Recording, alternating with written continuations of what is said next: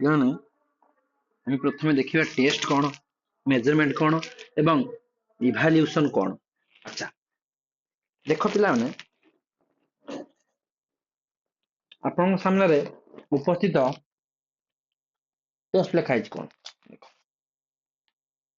Test ଲେଖା ହେଇଛି, test is a device technique used to measure the performance, skill level or knowledge of a learner on a subject specific subject matter। ଆମେ test କରିଥାଉ କଣ, ଗୋଟେ specific subject ମ୍ୟାଟରକୁ ଆମେ test କରିଥାନ୍ତି। ଆମେ କୌଣସି skill କୁ ନେଇକି ଆମେ ଟେଷ୍ଟ କରିଥାନ୍ତି। ବିଭିନ୍ନ ପ୍ରକାର ଅଛି। ଜଣେ ଆମେ ଧର ଗୋଟେ ଗୀତ କମ୍ପିଟିସନ ହଉଛି, ସେପଟେ ରୋଷେଇ କମ୍ପିଟିସନ ହଉଛି, ସେପଟେ କ୍ୱେଶ୍ଚନ ଆନ୍ସର କମ୍ପିଟିସନ ହଉଛି, ସେପଟେ ନ୍ୟୁଜ ପଢିବା ପାଇଁ କମ୍ପିଟିସନ ହଉଛି, ସେପଟେ କ୍ରିକେଟ ର ଗୋଟେ ଟେଷ୍ଟ ନିଆହଉଛି, କ୍ରିକେଟ ର ଗୋଟେ କମ୍ପିଟିସନ ହଉଛି। ଏ ସବୁ ହଉଛି କଣ ପାଇଁ? କମ୍ପିଟିସନ କଥା ନୁହେଁ। ଏଇ ଯୋଉ ସବୁ ଟ୍ରାଏଲ ନିଆଯାଉଛି, ଜଣଙ୍କର ରୋଷେଇ ଟ୍ରାଏଲ ନିଆଯାଉଛି, ଜଣଙ୍କର କ୍ରିକେଟ ଟ୍ରାଏଲ ନିଆଯାଉଛି, ସେପଟେ ଜଣଙ୍କର ଠାକୁର ପୂଜା ଟ୍ରାଏଲ ନିଆଯାଉଛି, ସେପଟେ ଜଣଙ୍କର ପରିବା ବିକା ଟ୍ରାଏଲ ନିଆଯାଉଛି, ସେପଟେ ଜଣଙ୍କର ଘାସ କଟା ଟ୍ରାଏଲ ନିଆଯାଉଛି, ସେପଟେ ଗୋଟେ ଗେମ ର ଟ୍ରାଏଲ ନିଆଯାଉଛି, ସବୁର ଟ୍ରାଏଲ ନିଆଯାଉଛି।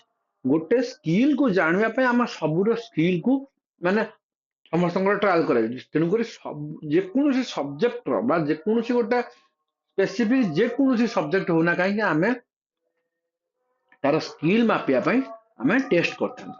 ଆଚ୍ଛା ଟେଷ୍ଟ ହଉଛି ପ୍ରକୃତ ଗୋଟେ ରିଏଲ ରେଜଲ୍ଟ ନୁହେଁ। ଟେଷ୍ଟ କଣ? ଗୋଟେ ରିଏଲ ରେଜଲ୍ଟ ନୁହେଁ। ଆଚ୍ଛା ଗୋଟେ କଥା ନର୍ମାଲି ଜିନିଷଟା ମନେ ରଖିବ ପିଲାମାନେ, ଆପଣଙ୍କ ସାମ୍ନାରେ ଯୋଉ ଲେଖା ହେଇନି ନା, ବହୁତ ଛୋଟ ହେଇଗଲା। ଆପଣଙ୍କ ସାମ୍ନାରେ ଯୋଉ ଲେଖା ଯାଇଛି ସ୍ପେସିଫିକ ସବଜେକ୍ଟ ମ୍ୟାଟର, ଏଇ ଜିନିଷଟା ସେଇଟାକୁ ମନେ ରଖ, ଆଉ କିଛି ଦରକାର ନାହିଁ। ଏଇ ଜିନିଷଟା ସ୍ପେସିଫିକ ସବଜେକ୍ଟ ମ୍ୟାଟର ହିଁ ଟେଷ୍ଟ କରାଯାଏ। ଆଚ୍ଛା ଦେଖ, ମେଜରମେଣ୍ଟ ହଉଛି ଗୋଟେ କଣ ର ସ୍କୋର। ଗୋଟେ ର ଅର୍ଥ କଣ? ର ଅର୍ଥ କଞ୍ଚାମାଲ। ର ଅର୍ଥ କଣ? ର ମେଟେରିଆଲସ ମାନେ କଣ? କଞ୍ଚାମାଲ ବା କଞ୍ଚା ସ୍କୋର। ବୁଝିହେଲା? ମେଜରମେଣ୍ଟ ହଉଛି କଣ? ଗୋଟେ ନ୍ୟୁମରିକାଲ ଡାଟା ବା ନ୍ୟୁମରିକାଲ ଭ୍ୟାଲୁ। ଦେଖ, ନ୍ୟୁମରିକାଲ ଡାଟା বা ନ୍ୟୁମରିକାଲ ଭ୍ୟାଲୁ, ଏହା ହେଉଛି ଗୋଟେ it is an aid to evaluate, it consists of numerical value or scientific score। ଗୋଟେ ମ୍ୟାଥମେଟିକାଲ ସ୍କୋର ବା ନ୍ୟୁମରିକାଲ ସ୍କୋର, ହଁ এটা ହଉଛି ର ସ୍କୋର ବା ର ମେଟେରିଆଲସ ମାନେ କଞ୍ଚା ସ୍କୋର। ଏଇ ସ୍କୋରକୁ ନେଇକି ଆମେ କଣ କରିପାରିବା ନାହିଁ ନା, ଆମେ ଜଣଙ୍କର ସ୍କିଲ୍ ଲେବୁଲକୁ ମାପି ପାରିବା ନାହିଁ। ତାହେଲେ ଯେମିତିକି ଉଦାହରଣ, ସପୋଜ ଧରନିଅ, ଉଦାହରଣ ମ୍ୟାଟ୍ରିକ ଏକ୍ଜାମ ବର୍ତ୍ତମାନ ଚାଲିଛି, ଜଣକର ଇତିହାସରେ ରହିଛି 90, ଇତିହାସର 90 ରଖିଛି। ତା ବୋଲି କଣ ଇଏ A1 ପିଲା କି? A1 ପିଲା କି? ଆପଣ କହିବେ ସାର୍ ହଁ A1 ପିଲା। ଆରେ ଭାଇ କେମିତି? ଇତିହାସରେ ଯେହେତୁ 90 ରଖିଛି, ହୁଏତ ମ୍ୟାଥରେ ସିଏ 25 ରଖିକି ଫେଲ ହେଇଥାଇପାରେ। ଓବିୟସଲି ହେଇଥାଇପାରେ, କିଛି କହି ହବନି ଭାଇ। ତେଣୁକରି ଆମେ ଗୋଟେ ର ସ୍କୋରକୁ ନେଇକି, ଗୋଟେ ନ୍ୟୁମରିକାଲ ଡାଟାକୁ ନେଇକି ଆମେ କେବେ ବି କହିପାରିବା ନାହିଁ ଏହା ହଉଛି ଗୋଟେ ରେଜଲ୍ଟ। ଆମେ କେବେ ବି କହିପାରିବା ନାହିଁ। ହେଲା? ଦେଖ, ଇଭାଲ୍ୟୁସନ ହଉଛି, ଇଭାଲ୍ୟୁସନ ଏଠି ଯାହା ବି ଲେଖିଥାଉ, ଏଠି ସେ ଯାହା ବି ଲେଖିଥାଉ, ଗୋଟିଏ ଜିନିଷ ମନେ ରଖ। ଇଭାଲ୍ୟୁସନ, ଆଗେ ମୁଁ ଏଟା ପଢି ଦଉଛି। It is a process of collecting and summarizing the data and comparing the result to set criteria to draw conclusion। ସେ ଯାହା ବି ହଉ, ତାର କହିବା କଥା କହୁଛି evaluation is an both qualitative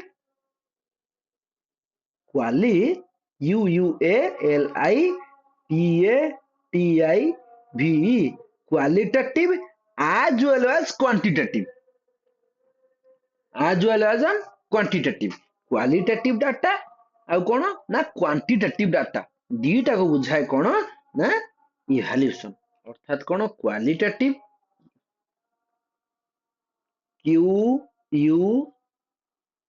qualitative as well as କଣ? quantitative QUA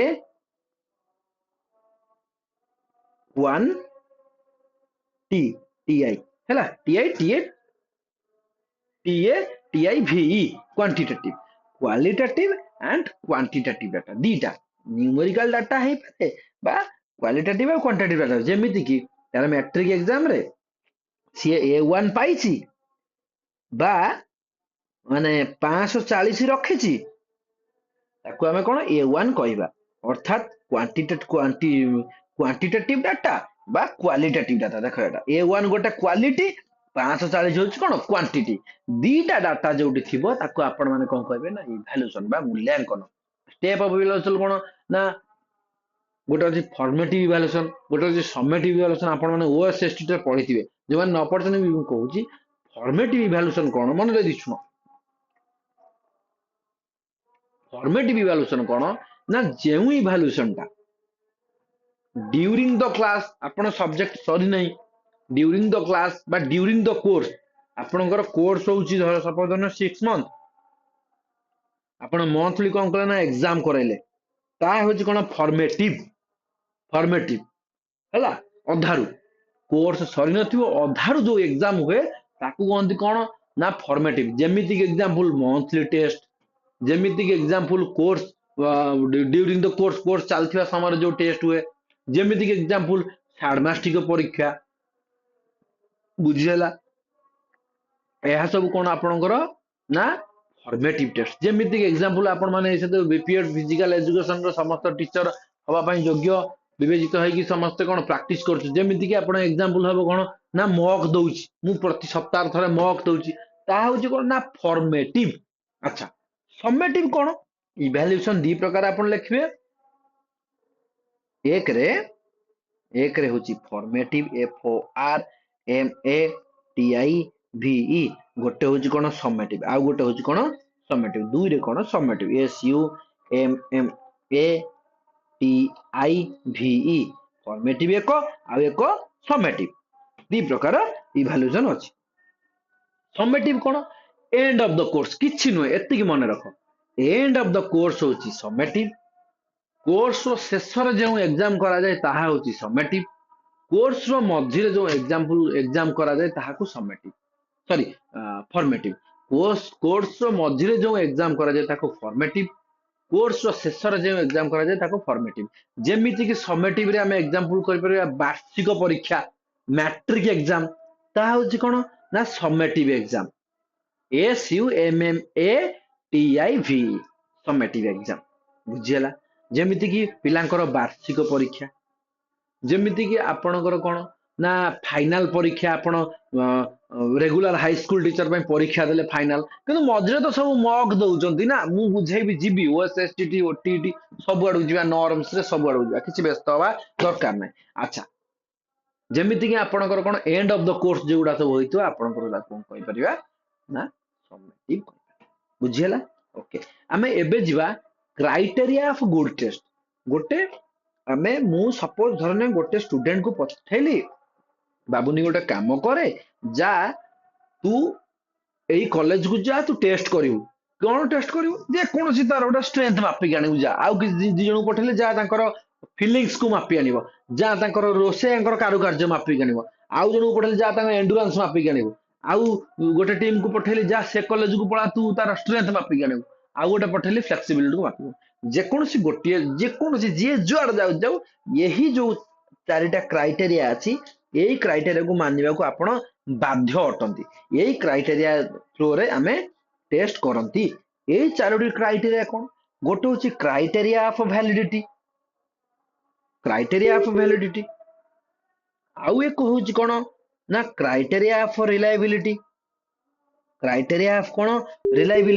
आउ गोटे होची कोन क्राइटेरिया ऑफ ऑब्जेक्टिविटी आ गोटे कोन होची ना क्राइटेरिया ऑफ ऑब्जेक्टिविटी आ गोटे होची क्राइटेरिया ऑफ नॉर्म यही चारटा क्राइटेरिया रे आपण कोन करंती जानती बुझिला पिला माने ओके अच्छा द्वितीय कथा होची आपणकर कोन ना क्राइटेरिया ऑफ वैलिडिटी कोन माने आपण जे टेस्ट करिवे गोटा वैलिड टेस्ट होबा दरकार इनवैलिड आपण जे फोन लगानी गोटा इनवैलिड नंबर तो नंबर इनवैलिड अरे काहे की कोए गोटे जिंस होची कोन वैलिड नंबर रहिबा दरकार बा गोटे टेस्ट करिवे आपण सेदरे कोन रहिबा दरकार ना वैलिड टेस्ट करिबा दरकार जेमिति की गोटे होची कोन वैलिडिटी बा भैलिड जिनस अर्थात कौन ना ऑथेंटिसिटी ताको वैलिडिटी बदल सी भाषा चेंज करके ऑथेंटिसिटी लिखि देथिवो नहेले किछि एदिटा उठे देखि लिखि देतो कौन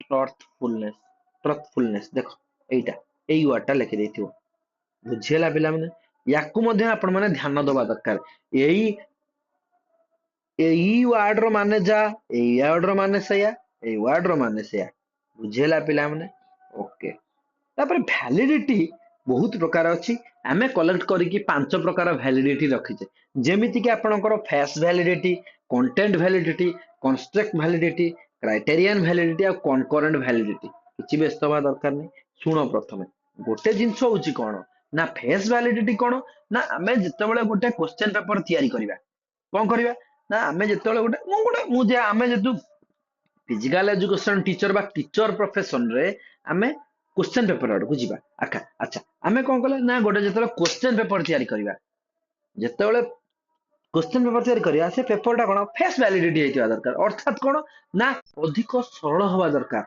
देखि कि बुझी हवा दरकार जिंसटा क्वेश्चन तयारी करते तो भाई क्वेश्चन बुझी पार नथिए पिला से टेस्ट करी कोन फायदा अच्छा फेस वैलिडिटी गला तापरे आपनकर कंटेंट वैलिडिटी कोन ना सठिकता विषय सठिक हवा दरकार से जो कंटेंट आमे रामायण उपरे क्वेश्चन लिखिबा सपोज रामायण उपरे आमे कोन करिया ना परीक्षा करिबा सेठी पळे आस्तिबो कृष्णकर सांग किए अरे भाई रामायण परीक्षा दउची कृष्ण किए एठी कोन आइलानी मो मुंडो खराब कोन ये क्वेश्चन पचारची तापर पचार देथिबो इंग्लिश रे ए फॉर कोन अरे भाई ये मुंडो काम करूनी यांकर इतिहास परीक्षा ना सॉरी साहित्य परीक्षा करछन कोन इंग्लिश क्वेश्चन पुणी ये टॉपिक नाही से टॉपिक ये सब कोन कंटेंट वैलिडिटी कंस्ट्रक्ट वैलिडिटी कोन ना गठन रो वैधता आमे जतले गोटे क्वेश्चन तयारी करछंती तार गठन ठीक भाबर नाही क्वेश्चन रो ये कोन क्वेश्चन किछि भाई बुझी पार नै केतले कहूची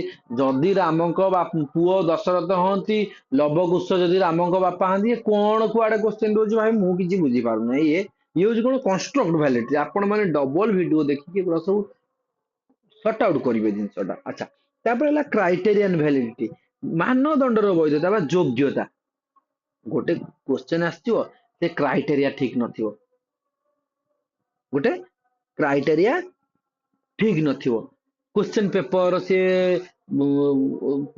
ऊपर पेपर जदि देथिबो पूरा कार्डबोर्ड रो भीतर पेपर देथिबो ए फॉर ता भीतर देथिबो गोटे पुरपुरिया पेपर गोटी कोडी इंग्लिश क्वेश्चन पुरे देथिबो गोटी मैथ क्वेश्चन पुरे देथिबो ये सब जिंस कनकरेंट वैलिडिटी कोन एक कालीन वैधता गोटे क्वेश्चन नो नंबरिंग भी भूल अछि अरे भाई एक नंबर पर 5 नंबर पर 2 नंबर पर 2 नंबर पर 6 नंबर एई भला ये सब कोन कनकरेंट वैलिडिटी हम कहबा हला अच्छा ये हला कोन गोटे जिंस हो कोन वैलिडिटी रो कहानी होची 5टा गला पिला माने गोटे मिनिट रो फेरिबा देखो पिला माने रिलायबिलिटी हमें देखा रिलायबिलिटी कोन ना समानतार वैधता बा समानता समानता कोन आमे देखो कन्फ्यूजन आमे कोठी होती ना रिलायबिलिटी रे आ ऑब्जेक्टिविटी रे कन्फ्यूजन होती हैला दीटा बुझे दे गोटे कथा होजी आपण माने समस्ते परीक्षा पढ़ा पढ़ी करथुओ देखो रिलायबिलिटी बुझिबा आउ ऑब्जेक्टिविटी बुझिबा दी जिंसटा बुझ मु छाड़ सब छाड़ मु से वर्ड बुझे देमी गोटे साधा एरिया मु गोटे खोजुची देखो पिला माने गोटे कोठी ब्लैंक टा छाडू नै सिस्टम रे हो ब्लैंक पेपर गोटे छाड़ीबा एबे हो पिला जूम तो होनी पाखा पाखी हो देखो एडी देखियो पिला ने गोटे कथा होजी आपन को आपण जने टीचर हैला आपण जने टीचर आपण कोन कले ना आपण आगे एबे तो मैट्रिक एग्जाम केमिति आसी जेहेतु एबे चलीची ट्रेंड चलची मैट्रिक एग्जाम देके एग्जाम प्रथम एबे चलची कोन ओएमआर बा एटा कोनटी कोन ऑब्जेक्टिविटी ଅବଜେକ୍ଟିଭ ଅବଜେକ୍ଟିଭ କୁହନ୍ତି ନା। ଆଚ୍ଛା, ଆଉ ଗୋଟେ ଅଛି କଣ ସବଜେକ୍ଟିଭ ସବଜେକ୍ଟିଭ। ଆଚ୍ଛା ପିଲାମାନେ, ଏଇ ଯୋଉ ଓଏମଆର ଟାକୁ ଅବଜେକ୍ଟିଭ କହିଲେ, ତାପରେ ଆନ୍ସର କପିଟାକୁ ଆମେ କଣ କହିଲେ ନା ସବଜେକ୍ଟିଭ। ହଉ ଠିକ ଅଛି, ଆପଣ କହିଲେ ମୁଁ ମାନିଲି। ହଉ ଆଚ୍ଛା ସାର୍, ଓଏମଆର ଓଏମଆର ଆମେ ପଳେଇବା ପ୍ରଥମେ ସବଜେକ୍ଟିଭ। ଖାତା ଦେଖା ହେଲା, ଶୁଣ ପିଲାମାନେ, ଖାତା ଦେଖା ହେଲା ଯେତେବେଳେ କାହାର ରେଜଲ୍ଟ କଣ ଆସିଲା, ମୁଁ ପଳେଇବି କଣ ଆନ୍ସର ପେପରକୁ। ଓଏମଆର ଟା ଏବେ ମୁଁ କଣ କାଟି ଦଉଛି ବା ସ୍କିପ କରିଦେଲି ହେଲା, ବୁଝେଇବି, ବ୍ୟସ୍ତ ହୁଅ ନା। ମୁଁ ପଳେଇଲି ଖାତା, ଆପଣ ଯୋଉ ଆନ୍ସର ପେପର ଦେଖିବା ପାଇଁ, ଯୋଉଟା ଆମର ଥିଓରି ଆପଣ ଲେଖୁଛନ୍ତି, ହ୍ୟାଣ୍ଡ ରାଇଟିଂ ଯୋଉଟା। ଆଚ୍ଛା, ସେଟାକୁ ମୁଁ ପ୍ରଥମେ ଆପଣଙ୍କ ଖାତା ଦେଖିଲି। ଆପଣଙ୍କର ଧରନି ଆଜି ଖାତା କଣ ଥିଲା ନା ଇତିହାସ ଭୂଗୋଳ ଥିଲା। ଆପଣଙ୍କର ମୁଁ ଖାତା ଦେଖିଲି, ଆପଣ ଭଲ କରିଛନ୍ତି, କିନ୍ତୁ ମୁଁ ଦେଲି 65%, 65 ମାର୍କ, 65।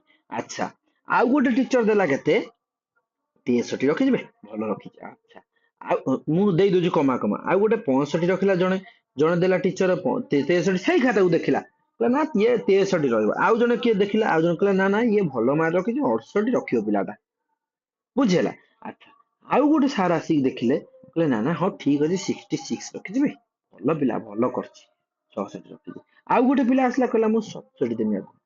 ଦେଖ, ଆମର ଜଣେ କେତେ ଜଣ ଦେଖ ତ ଆପଣଙ୍କ ଖାତା କେତେ ଜଣ ଦେଖିଲେ ନା 1 2 3 4 5 ଜଣ ଦେଖିଲେ। 5 ଜଣ ଦେଖିଲେ, ଦେଖ ଏଠି ଲକ୍ଷ୍ୟ କର ପିଲାମାନେ, ଗୋଟେ ଭେରିଏସନ ଆସୁଛି 65 63 68 67 66। ଅନ୍ ଆନ୍ ଆଭରେଜ ଆମେ ଯଦି ଦେଖିବା ଆପଣଙ୍କର, ହଁ ତାହେଲେ ଆମେ ବିଶ୍ୱାସ ହେଲା ଯେ ହଁ ପିଲାଟା ସେଇ ରେଟ ରେ କରିଛି। କାହିଁକି ନା ଦେଖ, କେହି 70 ଉପରକୁ ଯାଉନାହାନ୍ତି, କି କେହି ବିଲୋ 60 ଯାଉନାହାନ୍ତି, ସମସ୍ତେ 65 ରୁ 68 ଭିତରେ ରହୁଛନ୍ତି। ତାହେଲେ ଆପଣଙ୍କର ଆଭରେଜ ଆମେ କହିପାରିବା, ଆପଣ ମାର୍କ କେତେ ରଖିବେ ନା 64 ରୁ 65 ଆସିବ। ଭାଇ ଯିଏ ଦେଖିବ, ବୁଝିହେଲା କି ଜିନିଷଟା। ତେଣୁକରି ଆପଣ ଏଇ ଆଭରେଜ ଟା ଦେଖିଲେ, ସେଥିପାଇଁ ଲେଖା ହେଲା ସମାନତା ବା ଆଭରେଜ ସ୍କୋର ଆପଣଙ୍କୁ ଆସିବ। ଆଉ ଯଦି ତାହେଲେ ଯଦି ଏଇ ଆଭରେଜ ସ୍କୋର ଆସେ, ଦେଖ ପିଲାମାନେ ମୁଁ ଏଇଠି ଗୋଟେ ଜୁମ୍ କରୁଛି, ଯଦି ସପୋଜ ଧରିନିଅ ସେଇଭଳିଆ ସ୍କୋର ଆସିଲା, କୋଉ ଭଳିଆ ସ୍କୋର ଆସିଲା କହିଲ, ସେଇଭଳିଆ 65 68 69 66 63 64, ଏଇଟା କଣ ଆଭରେଜ ସ୍କୋର। ହଁ ତାହେଲେ ପିଲାଟା ଠିକ କରିଛି। ସପୋଜ ଧର ସେମିତି ନ ଆସିକି ଆଉ ଗୋଟିଏ ଟିଚର ପାଖରେ, ଏଇବା ଗୋଟେ ଟିଚର ପାଖରେ ଦେଖିନି ଆପଣଙ୍କ ଖାତାକୁ, ସେ ଟିଚର ଦେଖି କଣ କହୁଛି ନା ୟାର 33 ଆସିବ, ଆଉ ଜଣ କହୁଛି ନା ନା ଆର କେତେ 49 ଆସିବ, ଆପଣ କହୁଛନ୍ତି 33, ଆଉ ଜଣ କହୁଛନ୍ତି ନା ମୁଁ 25 ରଖିଛି, କହୁଛନ୍ତି 49, ଆଉ ଜଣ କହୁଛନ୍ତି 49 25 10 ଦେମି ଆକୁ, କିଛି ଲେଖିନି ଗଧଟା, ଆଉ ଜଣ କହୁଛି ନା ନା ସାର୍ 30 ଦିଅନ୍ତୁ। ଏଠି ଦେଖନ୍ତୁ ପିଲାମାନେ, କିଛି ଗୋଟେ ଭେରିଏସନ ଆସିଛି କି, କିଛି ଗୋଟେ ଭେରିଏସନ ଆସିଛି କି? ଆପଣ କହିବେ ନା ସାର୍ କିଛି ଭେରିଏସନ ଆସିନି। ତେଣୁକରି ଆପଣ କହିବେ କଣ ନା ଆର ରିଲାଏବିଲିଟି ଠିକ ନାହିଁ। କଣ ଠିକ ନାହିଁ? ଆର ରିଲାଏବିଲିଟି ଠିକ ନାହିଁ। କିନ୍ତୁ ତାଙ୍କର ଯେତେବେଳେ ଆପଣଙ୍କ ଖାତା ଯେତେବେଳେ ଦେଖାଯାଉଥିଲା, ଆପଣ ରଖୁଥିଲେ 66 65 68 63, ଇଏ ସବୁ କଣ ଗୋଟେ ଭେରିଏସନ, ବୁଝିହେଲା ପିଲାମାନେ, ଇଏ ସବୁ ଗୋଟେ କଣ ଭେରିଏସନ। ତେଣୁ କରି ଆମେ ରିଲାଏବିଲିଟି କୁ କହିପାରିବା, ଏଠି ରେଫର୍ସ ଟୁ ଟ୍ରୁଥଫୁଲନେସ, ଏଇ ୱାର୍ଡ ଟା ମନେ ରଖିବେ, or consistency, ये वाटा मन रखे, measurement of a tool what ever it. ଇଏ ହଉଛି କାହାଣୀ ରିଲାଏବିଲିଟିର, ଭିତରକୁ ଯାଇକି ବୁଝେଇଛି। ଆପଣ ମାନେ ଯେତେ ଯାହା ପଢିଲେ ବି ସେଇ ରେଜଲ୍ଟ କୁ ଆସିବେ। ତାପରେ ଆମେ ଅବଜେକ୍ଟିଭିଟି କୁ ଯିବା। ଦେଖ ଏଠି ଲେଖିଛି ଅବଜେକ୍ଟିଭିଟି, ସେଇ ମ୍ୟାଟ୍ରିକ ଏକ୍ସାମ ଆପଣଙ୍କର ଥିଓରି କ୍ଲାସ ସରିଗଲା। ଏବେ ସରି, ଆପଣ ଥିଓରି ଖାତାଟା ଦେଖା ସରିଗଲା, ଆପଣଙ୍କର ଫାଇନାଲ ମାର୍କ କୋଉ ଟିଚର ତ ଇଏ କୋଉ ଟିଚର କହୁଛି ମୋର 66 ରହିବ, ତ କୋଉ ଟିଚର କହୁଛି ମୋର 68 ରହିବ, ଆଙ୍କର କଥାବାର୍ତ୍ତା ଠିକ ନାହିଁ। କଣ ଗୋଟେ ଆନ୍ସର ତମେ ଦେଖୁଛ? ମୁଁ ଗ୍ୟାରେଣ୍ଟି ଦେଇ କହୁଛି, ଥିଓରି ଖାତା ଯେକୌଣସି ଟିଚର ଦେଖିବ ନିହାତି ମାର୍କ ବଢିବ ନହେଲେ କମିବ, ଏଟା ହଉଛି 100%। ଆପଣ ବି ପ୍ରାକ୍ଟିକାଲି ପରୀକ୍ଷା କରିକି ଦେଖନ୍ତୁ। ଆପଣ ଗୋଟେ ଆନ୍ସର ଲେଖନ୍ତୁ, ମତେ ପଠାନ୍ତୁ କି ଅଲଗା କାହାକୁ, ନିହାତି ଭାବରେ ଥିଓରିଟିକାଲ କଣ ହେଇଥାଏ, ଆନ୍ସର ବା ମାର୍କ ର ଭେରିଏସନ ଆସିଥାଏ।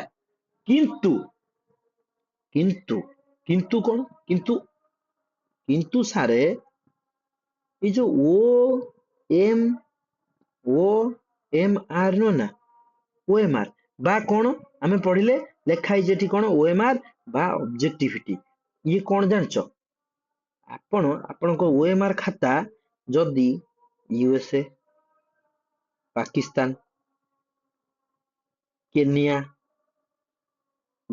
ଇଟାଲୀ, ସ୍ପେନ, ଚନ୍ଦ୍ର ଗ୍ରହ, ମଙ୍ଗଳ ଗ୍ରହ, ଯୋଉଠି ଆପଣ କଣ କରିବେ ଯଦି ନେଇକି ଖାତା ଚେକ୍ କରିବେ ଆପଣଙ୍କ କମ୍ପ୍ୟୁଟର ହଉ କି ମାଷ୍ଟର ପାଖରେ ହଉ ଯେକୌଣସି ଯୋଉଠି ଚନ୍ଦ୍ର ଗ୍ରହରେ ଚେକ୍ କରନ୍ତୁ କି ମଙ୍ଗଳ ଗ୍ରହରେ ଚେକ୍ କରନ୍ତୁ କି ବୁଧ ଗ୍ରହରେ ଚେକ୍ କରନ୍ତୁ କି ସମୁଦ୍ର ଭିତରେ ଚେକ୍ କରନ୍ତୁ କି ସ୍ପେନ ଆମେରିକା ଯୋଉଠି ଯାହା ପାଖରେ ଚେକ୍ କରନ୍ତୁ ଆପଣଙ୍କର ଆନ୍ସର ଗୋଟିଏ ଆସିବ, କେବଳ ଗୋଟିଏ। ପିଲାଟା 50 ରୁ 33 ରଖିଛି ମାନେ ଯା କୋଉଠି ଟେଷ୍ଟ କରୁ, ଯୋଉ କମ୍ପ୍ୟୁଟର ଟେଷ୍ଟ କରିବୁ ଯା ଟେଷ୍ଟ କରୁ ଯା। 33 ରୁ ନା 31 ଆସିବ ନା 34 ଆସିବ। ତାହା ହଉଛି କଣ, ଗୋଟିଏ ସ୍କୋର ଯଦି ଆସିଲା ତାହା ହଉଛି ଅବଜେକ୍ଟିଭିଟି। ବୁଝିହେଲା? କମ୍ପ୍ୟୁଟର ସ୍କୋର କେବେ ଚେଞ୍ଜ ନୁହେଁ ଆଜ୍ଞା। କେବେ ବି କମ୍ପ୍ୟୁଟର ଯୋଉ ଖାତା ଦେଖିବ କାହିଁକି ନା ସେଟା ଯୋଉ OMR ତାର ଗୋଟିଏ ଆନ୍ସର ହିଁ ଆନ୍ସର। କିନ୍ତୁ ଅବଜେକ୍ଟିଭିଟି ବା ସବଜେକ୍ଟିଭିଟି ବା ରିଲାଏବିଲିଟିରେ କଣ ତାର ଭେରିଏସନ ଆନ୍ସର। କାହିଁକି? ଗୋଟିଏ କବିତା ପଢିଛି, ସପୋଜ ଧରନିୟ ଗୋଟେ ରଚନା ପଢିଛି, ସାଙ୍ଗଙ୍କ ନିକଟକୁ ପତ୍ର ଲେଖ ବର୍ଷା ଦିନେ ସାବଧାନରେ ରହିବା ପାଇଁ ଆପଣଙ୍କ ସାଙ୍ଗକୁ ନିକଟକୁ ପତ୍ର ଲେଖ। କିଏ ଟିକେ ରଙ୍ଗେଇ ଚୁନେଇ ଲେଖିଲା ବେଳକୁ ସିଏ ଆଉ ଜଣେ ଲେଖିଦେବ ମୋର ସାଙ୍ଗ ନାହିଁ, ଆଉ ଜଣେ ଲେଖିଦବ ମୋ ସାଙ୍ଗ କଥା ମୁଁ କାହିଁ ତମକୁ କହିବି, ଆଉ ଜଣେ ଏକାଠି କୁଆଡେ ନେଇ କୋଉ କଥା କଣ ଲେଖିଥିବ ଯେ ଗ୍ୟାରେଣ୍ଟି ନାହିଁ। ସେ ହଉଛି ଭେରିଏସନ। କିନ୍ତୁ ହାତୀର 4ଟା ଗୋଡ, ଅପସନ ଡି ରେ ଅଛି 4ଟା ଗୋଡ, ଅପସନ ଏ ରେ ଅଛି 3ଟା ଗୋଡ, ଅପସନ ବି ରେ ଅଛି 20ଟା ଗୋଡ, ଅପସନ ସି ରେ ଅଛି ଧରନିୟ 2ଟା ଗୋଡ, ଅପସନ ଡି ରେ ଅଛି 4ଟା ଗୋଡ। ଆପଣ ଆନ୍ସର ଚୁଜ କରିଛନ୍ତି ମାନେ ଡି। ଆପଣଙ୍କୁ ଡୋନାଲ୍ଡ ଟ୍ରମ୍ପ, ମଙ୍ଗଳ ଗ୍ରହ ଭଗବାନ, ଚନ୍ଦ୍ର ଗ୍ରହ ଭଗବାନ ଯିଏ ଦେଖିଲେ ବି ଆପଣଙ୍କୁ ଠିକ ମାରିକି 1 ହିଁ ଦବ। ତାହା ହଉଛି ଅବଜେକ୍ଟିଭିଟି। ଦେଖ ଏଇଠି ଆସ, ଏଇଠି ଦେଖ ଅବଜେକ୍ଟିଭ ଲେଖେ as also known as rate of reliability, it means degree of uniformity vary with various test score the same test ବା same result ବାହାରିବ। ଯାହା କରୁଛ କର ଗୋଟିଏ ରେଜଲ୍ଟ ହିଁ ବାହାରିବ, ତାହା ହଉଛି ଅବଜେକ୍ଟିଭିଟି। ଓକେ, ଆଚ୍ଛା ଦେଖ ନର୍ମସ। ନର୍ମସ ହଉଛି କଣ ନା ଗୋଟିଏ ସ୍କୋରରେ ବା ବହୁତ ଟେଷ୍ଟ ହେଲା, ଗୋଟେ କମ୍ପାରିଜନ ଆସିଲା, ଲେଖା ହେଇଛି କଣ ନା standard of comparison for test result developed by giving the test to large well defined group of people. ଯୋଉଠି ଅଧିକ ଟେଷ୍ଟ କରାଯାଉଛି, ଯେମିତି କି ଆପଣଙ୍କର OSSTT, ଯେମିତି କି ଆପଣଙ୍କର OTT, ଯେମିତି କି ଆପଣଙ୍କର କଣ RHT କି ETC ଯାହା ହଉଛି ହଉ, ସେଠି କଣ ନର୍ମସ ମପାଯାଏ, କଣ ଷ୍ଟାଣ୍ଡାର୍ଡ ଅଫ କମ୍ପାରିଜନ କରାଯିବ। ଯାହା ହଉ ଗାର୍ଲସଙ୍କ ଠାରୁ ବଏଜ ଭଲ ରେଜଲ୍ଟ କଲେ, କମ୍ପାରିଜନ କରାଗଲା।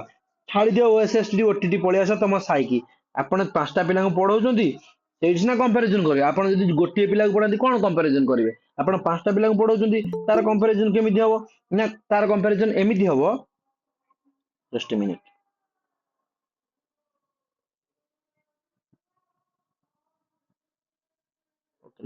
ଆଚ୍ଛା, ତାର କମ୍ପାରିଜନ କେମିତି ହବ ନା ରାମ ଠାରୁ ରାବଣର କୋର୍ସ ଭଲ ପାଠ ଅଛି, ଆମେ ସେମିତି କମ୍ପାରିଜନ କରିପାରିବା। ଆପଣ ଯଦି ଗୋଟିଏ ପିଲା ପଢାନ୍ତି କଣ କମ୍ପାରିଜନ କରିବେ? ସେ ଖୁମ୍ବ ଆଳୁ ପଢିଲେ ବି ଆପଣ କାହା ସହିତ କମ୍ପାରିଜନ କରିବେନି, କି ସେ ଆଳୁ ସାରୁ ପଢିଲେ ବି ଆପଣ କମ୍ପାରିଜନ କରିବେନି। ତାହା ହଉଛି କଣ ନର୍ମ। ଯୋଉଠି large number of people attempt କରୁଥିବେ ବା ଟେଷ୍ଟ ଦଉଥିବେ ସେଇଠି ଆମେ କମ୍ପାରିଜନ କରିପାରିବା। ବୁଝିହେଲା? ବା ମାର୍କ ଦିଆଯାଏ। ଓକେ, ଆମେ ନେକ୍ସଟ କ୍ଲାସ ରୁ ପଢିବା